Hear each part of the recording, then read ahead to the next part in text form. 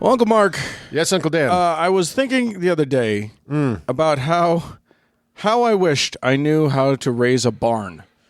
oh yeah, It seems a skill that you should have just sort of in your daily life, and in these modern times. What if of an afternoon you decide I am lacking a barn Yeah, where's my barn? and daylight's burning? All I've got is some lumber and space, Well, if you had 600 friends that were mostly also your first cousins, and bearded in the same way I was. bearded in the same way you are, you could get that thing up lickety split. So today we have a very special meet. We are going to we're going to talk a little bit about I think an enormously misunderstood group of people. Oh, Mostly misunderstood because they pretty much don't really have anything to say about themselves. so help me! If you tell me they don't actually raise barns, I'm burning this thing down. Oh, they raise the shit out of barns. Okay, baby. good. They Good. raise the shit out of barns, and you may have surmised, dear friends, we are talking about the Amish. The Amish, The Amish, which is a misnomer. There never was an H there. right? Or the old order Amish, particularly. They're an interesting bunch of folks. Still around. If you have need to drive around rural Pennsylvania, you better pack your patience Yeah. because they are clogging up the roads with some. Yeah. Hope that you're in a passing lane situation because They're in the latest 19th century technology. So they're tootling along in their buggies. So let's talk a little bit about our friends, the Amish. Now, I'll give people an out right at the beginning. If you have enjoyed the 1985 thriller Witness, starring Harrison Ford as a cop who has to protect a young Amish boy who's the only witness to a crime, Right. you know plenty. Really? Yeah, but They nailed it? they nailed it. But Also, I'm going to guess you're going to say that the movie Kingpin also nailed it. Super hard. If you've seen them both, Yeah. if you've seen Totally Not Insane, Randy Quaid's portrayal of Ishmael, the possible next grand champion bowler and giant Amish oath, then you should just stop listening now. Yeah, because you know it all. You know it all. You know so turn everything it you on now. need to know. Yeah. I actually asked an ex-Amish person I'm in contact with if that movie was offensive, and he said he thought it was funny. Was he allowed to see that movie? Well, he is now. He's no longer part of the. He's not part of the buggy class anymore. So. Right. So, all right, for real, we've all seen these classic images Dan and I were talking about of, black buggies plodding along the roads and sturdy men raising sturdy buildings wearing linen and broad hats and bonneted women and that sort of thing. All looking like they're straight out of the 1820s. And Yeah, pretty well, kind of 1870s, and we'll get to it. But you might even know a little bit about their odd language, that they speak the Swiss German dialect. You might know a little bit about Rumspringa, but and we'll talk about that. But I think it's important to know why these people chose this way of living, and also to note that it was not decided upon all that long ago. So, who are the Amish? Most importantly, the Amish are Anabaptists. yes, indeed. Meaning, basically, they believe in fully informed adult baptism called the believer's baptism. Okay. And that's a rejection of the Catholic practice of infant baptism that the Anabaptists thought was a violation of a person's agency and made them a slave to Rome and a slave to whatever particular state they were living in at the time. Yeah, because there's definitely no societal pressure within the Amish to stay within their belief system at all. And that you'll see in this discussion is the irony of the whole thing. Right. Because that's where they started, was this idea, and again, it started in the 16th century, so baby steps. Yeah. That baptizing a baby is kind of insane. And Right. and I agree. Absolutely. I think baptizing anybody is insane, but like even you and I baptized at age 8 years old. yes. Seems a little disingenuous. Well, and I think Joseph Smith, a little aside, I think Joseph Smith saw that as kind of part of the Anabaptist sensibility, right? He's like, well, look, I'm going to meet you halfway. Yeah. Okay, we're not going to sprinkle you as a baby because that's obviously crazy, but waiting all the way until you're a grown-up? Yeah, a child of the highly mature single digit of age 8, not one day before, has considered the evidence and weighed their options after long thought and study and They're ready to sign an eternal contract. Absolutely. It's really something we can point to with a tremendous amount of pride, Dan. So when the Anabaptists we're talking about, again, 16th century, God knows how long people lived on the outer slopes of the Alps, which is where a lot of this sprung up. But adulthood, so late teens, early 20s was considered kind of a normal. Sure. And okay, if you're going to join a fucking wackadoo thing, at least have lived a little bit and be able to make a decision about it. Yeah, know your own heart a little bit. Right. So because we all made such good decisions when we were 18. I'm still paying for so many of my decisions at 21. So basically the Anabaptists were kind of a radical offshoot of the Protestant Reformation in the 16th century. So, and there were lots of other sort of religions that arose from that same movement. Yeah. Tons, and not a lot of them. The Anabaptists never really held on, and I'll talk about that in a second. But they didn't hold on in giant numbers, but they still exist. Right. And certain evangelical churches consider themselves kind of part of the Anabaptist, which really means rebaptism, which was calling someone an Anabaptist was a slur. Oh, really? Yeah, because it meant you were rebaptizing. And what's wrong with the first one, right? Because most of these people have been born Catholic. Yeah. Or born into Catholicism. Nobody's born a Catholic. I'll tell you what's wrong with it. Tell me. First one didn't take. That's why. First one, you didn't get all the way wet. Fucking feet were dry. So the Anabaptists were persecuted in the 16th century by both the Protestant state and the Roman Catholics. You got to love that dangerous middle where nobody likes you. Oh my God! They're so busy hating on each other, they took time out to hate on these guys. Right. And there are terrible stories about what the fate of Anabaptists in some of these moments. It's like if a third Korea started up in the demilitarized zone. The be nice to everybody Korea. They just got fucked. So they were persecuted mostly because of their different scriptural interpretation. Put them at odds with obviously all the powers that were, and they never got a foothold and established in any state. So they never became the state religion anywhere. So if they had, they would have enjoyed all the privileges that comes with that wonderful connection between church and state. But and this I found really interesting. This is one of their main points. Most Anabaptists adhered to a literal interpretation of the Sermon on the Mount, which precluded taking oaths, participating in military actions, and participating in civil government. Yeah. So the medieval dissenters who held the literal interpretation of the Sermon on the Mount share, and the people who still are Anabaptists like to say they share the following affirmations. Blessed are the cheesemakers. Blessed are the cheesemakers, for they shall inherit the brie. The believer must not swear oaths or refer disputes between believers to law courts for resolution in accordance with Corinthians. The believer must not bear arms or offer forcible resistance to wrongdoers, nor wield the sword. No Christian has what they call jus gladii. Was that Klingon? Yeah, jus gladii, it might as well be, is the right to the sword. Oh. Civil government, i.e. Caesar, belongs to the world. The believer belongs to God's kingdom, so must not fill any office nor hold any rank under government, which is to be passively obeyed. That's from John 18 and Romans 13. Romans 13, that keeps popping up, doesn't it? Sinners or unfaithful ones are to be excommunicated and excluded from the sacraments and from intercourse with believers unless they repent, according to 1 Corinthians and Matthew 18. And in this case, intercourse means like they can't even have a conversation. We're not just talking about sexy time here. We're talking about you don't get to even chat with us. That's right. And that is what out of what sprung this idea of shunning, which means you are it's excommunication. And but not just excommunicate, like get out of our church. It's get out of our whole lives and never talk to us again. Get your ass out of town.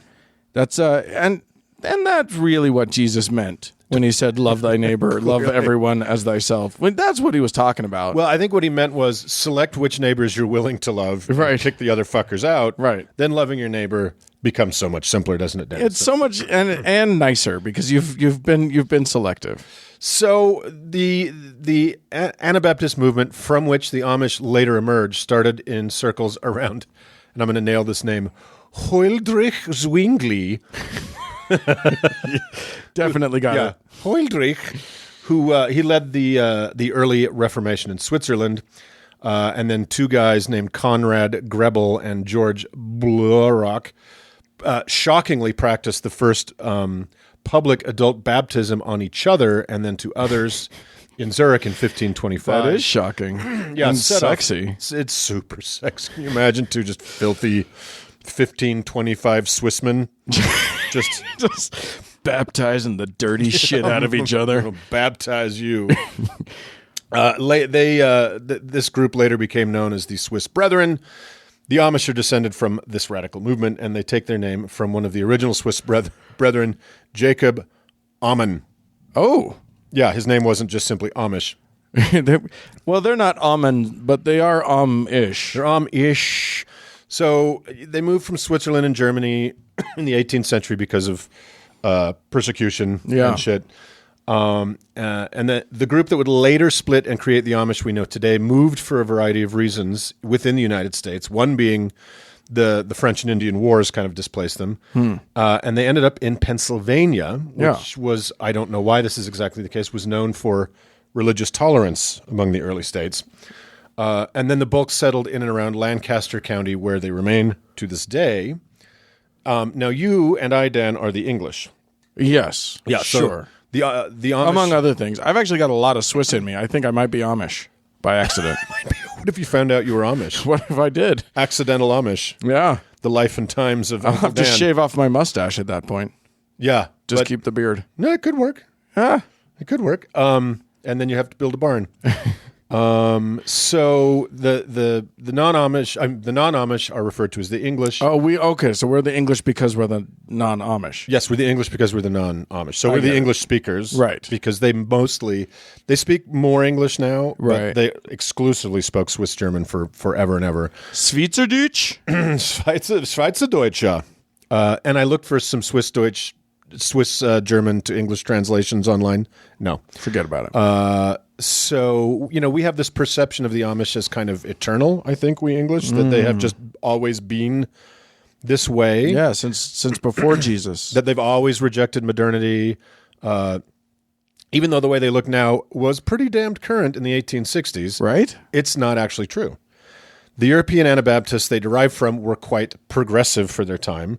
And not only did they believe in the radical idea of something approaching free agency at a time when that was not an idea, with adult baptism, they also in Europe were credited with inventing a ton of modern farming techniques, stuff like that. So they were not always lagging so far behind. It wasn't until the late 19th century that the Anabaptists in America, the Amish kind of among them, began to feel their loss of identity and culture as the modern world began to pick up the pace all around them. So they did something which was a bit weird for them because they didn't like meeting in large groups. And they had just massive conferences where they were trying to decide, okay, what do we do in this weird world post-Civil War where nothing makes sense anymore? And they were like, first thing, obvious, get rid of buttons. Buttons? The problem is buttons. I feel like we can all put our finger on the issue here. Look how fancy your goddamn buttons are. Get rid of the button. That's what caused the Civil War. Let's take those out of the picture. So they held these conferences, and it was decided about 2/3 of the membership was like, well, the world's changing, but what can you do? And we can still keep our Anabaptist beliefs and our Christian beliefs, but we're just going to kind of be in the world and be cool with it. And that 2/3 of the group basically became what we call the Mennonite Church. Oh, yes. Yeah. So the Mennonites and the Amish were all kind of a fairly large group that kind of hung together. And it wasn't until that point that they began to split up. So it became the Mennonites and the Womanites. and the Childenites and the Lamanites. See how we stitch this all together? It's all coming together now, baby. So, Mennonites these days there's definitely still conservatism about maybe the way you dress and certainly gender roles within the home and in society. But it's also possible that you could be talking to a Mennonite somewhere and not even realize you were talking to a Mennonite because A horrifying possibility. it's a terrifying. They walk among us, Dan. So be warned, listeners. Yeah. You could be Mennonited at any moment. So the remaining third, who unto this day have retained the name Amish or Old Order Amish, sort of became frozen in amber at that moment. Right. They see hard work, agrarian living, etc. as virtues, so they invented what we today recognize as the Amish culture in the last third of the 19th century. Far more recent than most people think. Right. To put that in perspective, Mormonism is decades older than what the current form of Amish is. Right. So I was not aware of that. No, nor was I. That's interesting. That blew my woolen socks off. So then they set themselves apart that way, and they started becoming more and more inward looking. And then a quirk of geopolitics further isolated what was already an insular group in the early 20th century. Pennsylvania was home to a lot of German-speaking immigrants, Amish and not. Yeah. That's just where they made their homes from over the past couple centuries. But then there was a widespread suppression of all things German during World War I. Because fuck those guys. Because fuck the Kaiser, I'm going to kick him right in the keister.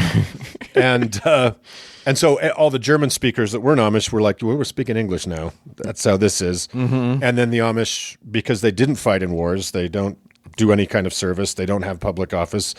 They don't listen to that newfangled radio. That rock and roll. They just continued speaking Swiss German, so that kind of further cut them off. So there's two key concepts religiously to understand about the Amish and their practices. The first is their rejection of Hochmut, which is pride, arrogance, and haughtiness. Oh, yeah. You don't want that.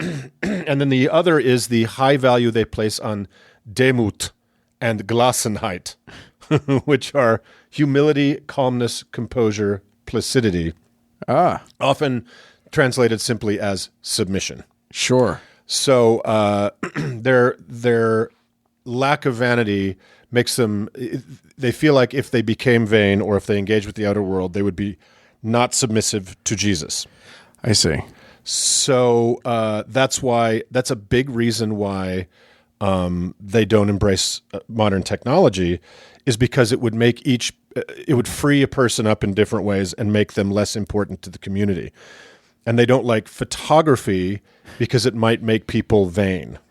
I see. They might try to look good in pictures. I mean, I think that what we've learned from Instagram is that there's no way that that's true. No, there's no way. I mean, it's not like people are just taking pictures of themselves all the time. Yeah, exactly. And posting them for all to see as though we all care. Yes, the great Satan in the Amish world is the selfie stick. So, yeah. So it all is underpinned by Ordnung, which is order. And order is kind of defined by each different community. I get nervous when a German speaker talks about order. I get a little itchy on that one. It should make certain hairs stand up on the back of your neck. Just as if the Amish start rearming and take the Sudetenland, yeah, I think we'll know. Yeah. The jig is up. Yeah. Unfortunately, their armaments consist of like a hoe and a plowshare, so we'll be all right. If they start raising barns in the Rhineland, we'll know we're in trouble. So basically, the elders of each group get to decide as a community what they will and will not embrace.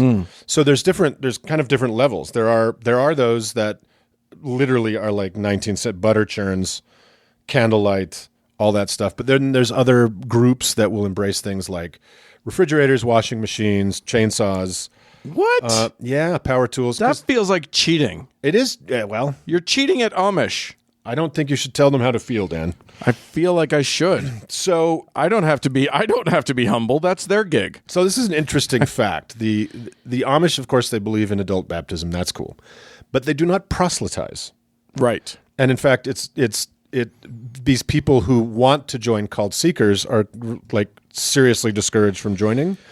So they estimate that since 1950, no more than 75 seekers have been allowed to join and have stayed. That's so funny. Isn't that weird? The mentality of the person that wants to join Amishness is fascinating. I guess it could be the same as a person who joins, a Catholic order that is monastic and vows of silence. I get it. Like, in a way, I think it's crazy, but I kind of get that there are individuals for whom the noise of modern life is too much. Sure. I mean, I can see someone going, "Oh man, the agrarian lifestyle, that just appeals to me." Yeah. But to then go, "Well, you know who's doing that?" and decide I'm going to join them. That just seems that's an extra level of special. Or you just love you some chin strap beard. Yeah. That's cool too. So whatever, you do you. Sure. But what that means is the only way you can really become Amish is to pop out of the birth canal of another Amish. Right. So on that, there is that very peculiar thing that we touched upon at the beginning of the show, which is Rumspringa. Right. And Rumspringa just means running around. Right. So sometime in their late teens, Amish boys and girls are essentially cut loose to do whatever the fuck they want. Yeah, and Right. they can go super off the deep end crazy. Super off the deep end crazy. So and some of them come back immediately. Yeah. But some of them give it a go. So there really is no prescribed age for this or time for this, but with basically no explanation of how the modern world works, they get to go taste everything any way they want. Then at the end of seeing what other options the world offers, they may choose their path freely. 90% of them go back to the barn and never leave. Because let's just be clear about this. What is happening is you're taking someone who is entirely unprepared for any experience outside of this tiny little farm. They're infantilized. And they are, yeah, exactly. They know nothing about how the world works other than they've been told that it's evil. Yes, it's a fallen world. And then they're sent out into it, and they're allowed to be evil too. And they go out, and of course they try every bad thing they can think of. They try the drugs, they try the alcohol, they try all of these things, and it's a world of madness to them. Right. I think the first couple weeks are probably just like blah, blah, blah, just suck up everything you can. But after that, when the party's over, and they're so easily taken advantage of by people of bad will. They have they're so infantilized. Not only have they been living in this bubble where the outside world, it's like an M. Night fucking Shyamalan story. Like the world outside is evil, never leave the town. Right, yeah. And their education, you can't see the air quotes, ends at the latest at 8th grade. Right. So they have the basics of reading, writing, and arithmetic just so they can function in a rural life. But not even that. Like, they don't know anything about this world. They don't even know, like, how electric things work. They haven't watched movies or television. They haven't read books, other than the Bible. They don't have any Do they not have books? They don't do the book thing? I don't think that they read much outside of Scripture. Yeah. So the basics. So big shocker when they come running back to the life and community that they actually understand from having gone to, like, with no prep. And into insanity. And I think this is setting them up for failure. Now, of course it is. You can. It's purposeful. It's obvious. There's an amazing examination of this in a documentary called The Devil's Playground. Mm-hmm. That if you haven't seen, I'll include a link to it in the show notes. It's quite amazing, and they follow several of these kids on their Rumspringa, and it's just going out of the airlock. Yeah, right? You have no preparation for this, and welcome to the Star Wars bar. And it's basically saying you have freedom and then setting up this freedom to just ruin somebody and make them come crying back. Crawling. Yeah, for the safety of the religion. So it's coercive as fuck. And it's a brilliant mind fuck too. Yeah, it's a brilliant mind fuck. And my guy on the inside agreed with me on this. He said, that's exactly what it does. It sets you up for failure. So so what's interesting is it's now 2018, there are 250,000 Amish, which is the most there's ever been. Now since they're all descended from about 200 people. Wait, how many are there? There's 250,000. Holy shit! It's considerable amount. Now, part of the reason is they have huge families. I think they average 7 or 8 children apiece. Sure. What else have they got to do? They have started embracing. It's funny how when you really need something to work, it's okay to embrace modernity. Right. So the infant mortality rate used to be very high. Right. Now it's not. Like they've... Oh, Because doctors. So they've accepted that. Okay. And they've also accepted a certain amount of medical intervention because of the tiny gene pool. There are some very peculiar genetic disorders. Yeah, I'll bet. That third arm growing out of their forehead's weird. Yeah, so there's a horrible thing called maple syrup urine syndrome, which is exactly what it sounds like. Oh, wait. And it kills them. It kills these children. You just shut your mouth because that is a delightful sounding thing, and you just ruined it. You're ruining it. It would be a hell of a party trick, but at all your breakfast parties. But and then another thing called Angelman syndrome, which results in a very tiny head and massive intellectual disabilities. And so they've allowed geneticists and doctors to kind of study this and examine it, who've told them your problem is you got to fuck outside of town, guys. Right. And they just shrug it off and say it's God's will. Well, that's I've heard that plenty of times, but like at some point you got to look around and go, why isn't God doing this to everybody else? Yeah. Well, if God's the reason for everything, God's the reason for everything. So that's good. That's good thinking. So, it's hard to say, kind of wrapping this up, it's really hard to say what their future is. Like, yeah. What is their world 50 years from now? And their withdrawal from the English world and their submissive nature, even when they engage with it, means they really don't have a voice in the world that surrounds them. They don't have a spokesperson, right? Right. They've basically become a less than willing living museum for tourists and the butt of stupid jokes, and the cause of massive road rage in Pennsylvania. So there you go. That's the Amish, friends. I'd love to hear from our Amish listeners. There's one of those jokes. They're in sports. We got you on that one, Amish. I have the internet. So there you go. We can shit all over them. They can't do shit. If they do hear it, then they would be admitting that they heard it. Boom. What if we walk out of here and they've built a motherfucking barn over this whole house? Oh. Right? I would love that. That will be a sign for sure. It would be a sign. All right. Well, come and get us, Amish. I need a barn. All right. Guten Tag. Let's move on. Let's move on.